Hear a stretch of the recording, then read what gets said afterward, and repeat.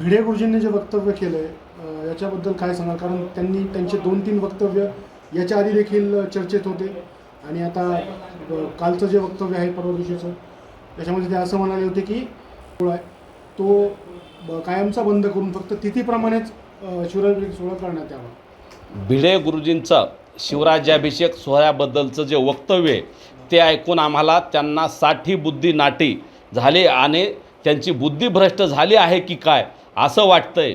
वास्तविक पाहता एवढ्या ज्येष्ठ वयाच्या माणसाकडनं ही अपेक्षा नसताना जाणून बुजून त्यांनी अनेक वादग्रस्त वक्तव्याच्या अगोदरही केलेले आहेत. आंब्याचं वक्तव्य असन, मुलींनी साडी घालणे किंवा गंध लावण्याचं वक्तव्य असन, आज या शिवाजी महाराजांच्या या बाबतीतलं वक्तव्य.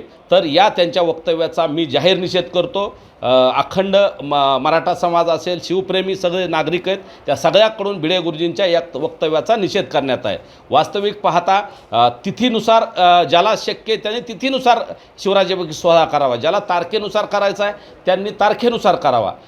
तसं पाहता शिवाजी महाराजाचं काम हे तारखेच्या आणि तिथीच्या वादात करण्यापेक्षा रोज जरी शिवराज्याभिषेक सोहळा साजरा केला तरी महाराजांचं काम त्याच्यापेक्षा कितीतरी मोठा आहे असं मानणारे आपण सगळेजण आहोत. त्यामुळं त्यांच्या या वक्तव्याचा जाहीर निषेध करून भिडे गुरुजींनी इथून पुढं असं बोलू नये आणि जर ते आता उद्धटपणे असं बोललं तर आम्ही त्यांना बांगड्याचा आहेर देऊ. वेळप्रसंगी त्यांच्यावर महाराष्ट्रात फिरण्याची बंदीसुद्धा घातली पाहिजे, एवढंसुद्धा आम्ही मागणी करू सरकारकडे. एबीपी माझा, उघडा डोळे बघा नीट.